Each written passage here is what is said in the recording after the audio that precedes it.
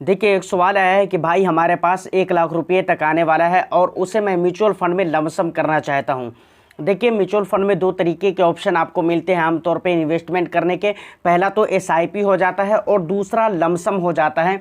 SIP की अगर बात की जाए तो बहुत ही बेस्ट ऑप्शन माना जाता है, और ये सिर्फ मैं अपनी बात नहीं कर रहा हूँ बल्कि दुनिया के जो भी फिनेंशियल एक्सपर्ट हैं उनकी नज़र में एसआईपी इन्वेस्टमेंट करने का बहुत ही बेस्ट तरीका होता है। और एसआईपी के ज़रिए इन्वेस्टमेंट वो लोग भी कर सकते हैं जिनके पास थोड़े थोड़े करके पैसे आते हैं, समझ रहे कि नहीं। क्योंकि एसआईपी में होता ही यही है कि थोड़े थोड़े पैसे एक फिक्स रकम आप फिक्स डेट में म्यूचुअल फंड की किसी भी फंड में इन्वेस्टमेंट करते हैं। लेकिन बहुत सारे लोग लमसम करते हैं। देखिए, लमसम करने की कई सारी रीज़न्स हो सकते हैं। एक रीज़न तो ये भी होता है, मानकर चलिए आपके पास बराबर पैसे नहीं रहता है, एक बार इकट्ठा एक मुश्त पैसा आपके पास कहीं से आया और आप चाहते कि भाई बराबर हमारे पास पैसे रहते नहीं हैं, एसआईपी के चक्कर में अगर मैं पढ़ूंगा तो ये वाला पैसा जो हमारे पास आया हुआ है ये भी ख़त्म हो जाएगा। तो ऐसे कंडीशन में लोग लमसम करते हैं, समझ रहे हैं। लमसम भी अपनी जगह पे बहुत अच्छी चीज़ है।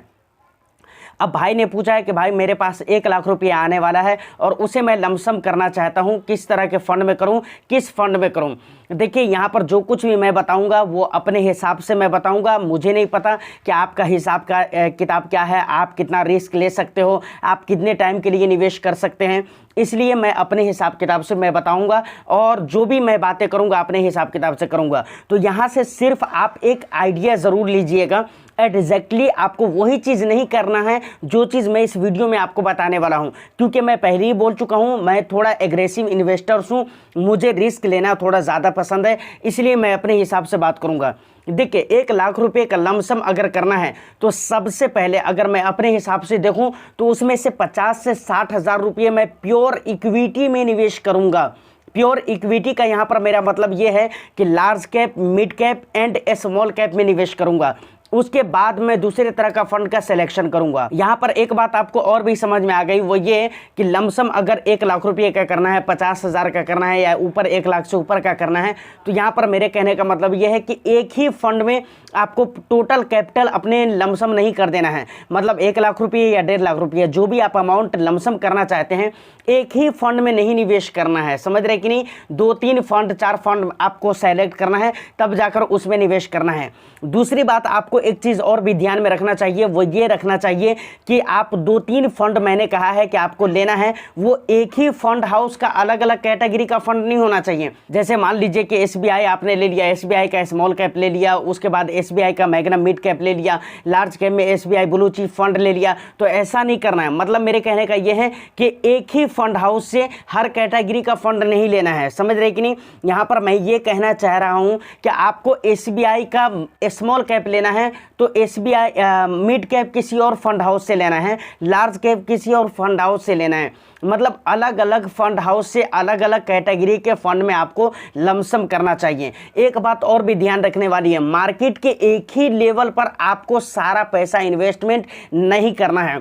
देखिए, बहुत सारे लोग ये कहते हैं कि भाई अभी मार्केट में कुछ दिन पहले गिरावट हुई थी, उस टाइम पे लोग बहुत सारे परेशान नज़र आ रहे थे, कह रहे थे कि भाई हमारा अभी कुछ ही टाइम हुआ इन्वेस्टमेंट करके और हमारा फ़ायदा तो छोड़ो, क्योंकि अभी कुछ ही टाइम हुआ है तो उसमें फ़ायदा क्या होगा, उसमें तो नुकसान ही होने वाला है, क्योंकि हमारा जो नुकसान होगा वो कैपिटल से ही कटने वाला है, हमारा जो मेन अमाउंट है उसी से कटने वाला है। बात सही भी है। तो इस तरह के लोग जो कमेंट करते हैं कि भाई हमारा नुकसान में जा रहा है, हमारा पोर्टफोलियो नेगेटिव शो कर रहा है, हमारा फंड नेगेटिव रिटर्न्स दे रहा है, ये क्यों?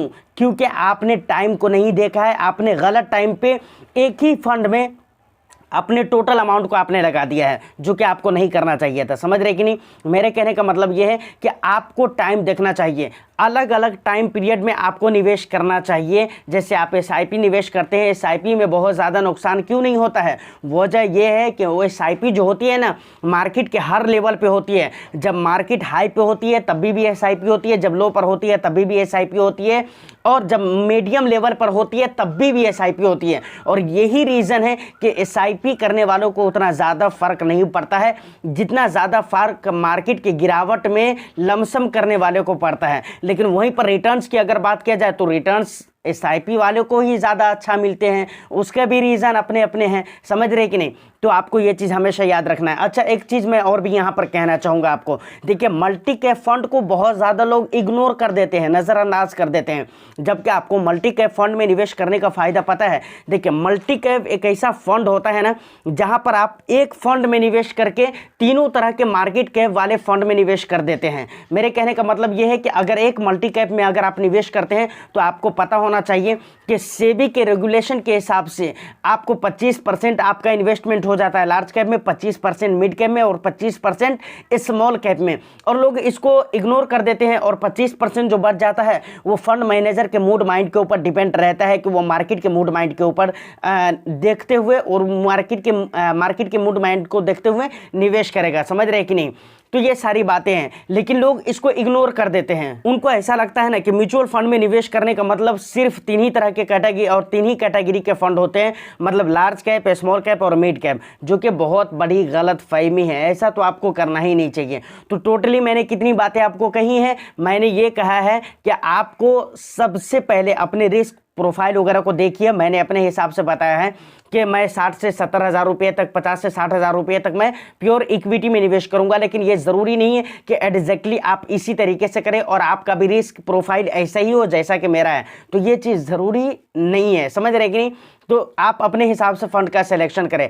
दूसरी बात, आपको ये चीज़ देखना है कि अलग अलग फंड में आपको निवेश करना है, एक ही फंड में टोटल अमाउंट निवेश नहीं करना है। देखिए, आजकल लमसम का जो मतलब निकाल रखा है ना लोगों ने, बहुत गलत मतलब निकाल रखा है। उनको ऐसा लगता है कि कहीं से पैसा आया और एक मुश्त पैसे को एक ही फंड में निवेश कर देने का नाम लमसम हो जाता है और एक ही टाइम पे निवेश कर देने का नाम लमसम होता है, जबकि ऐसा नहीं है।